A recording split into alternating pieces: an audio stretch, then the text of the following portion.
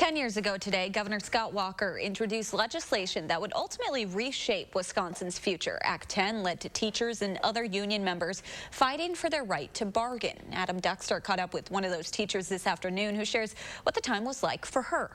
Well, it is certainly much quieter at the Capitol now than it was here 10 years ago when teachers like Denise Peterson filled every inch of the Capitol Square along with the inside of the building itself.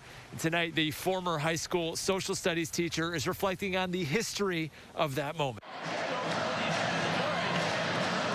It was unlike anything most Wisconsinites had ever seen.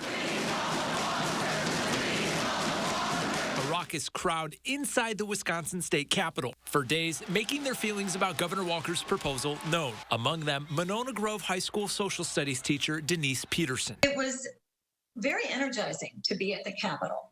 In spite of the fact that a lot of us were very upset, very emotional about what was happening, it was also very energizing.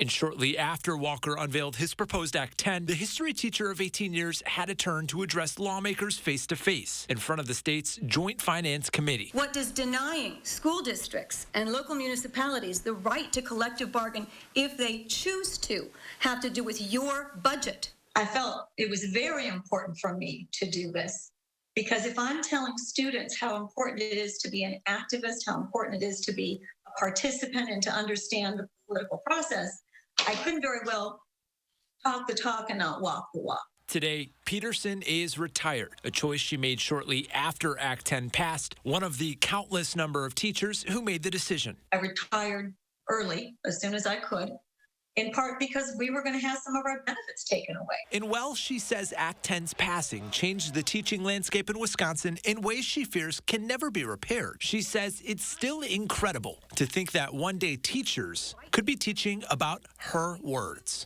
I'm proud of what we tried to do, that there were so many people who spent a lot of days out in the cold, a lot of hours in the Capitol building, fighting to do what was right. And earlier this week, former Governor Scott Walker took to Twitter to reflect on the moments of what happened here a decade ago, saying the reforms passed took the power out of the hands of government special interests and put them back into what he calls the hands of hardworking people.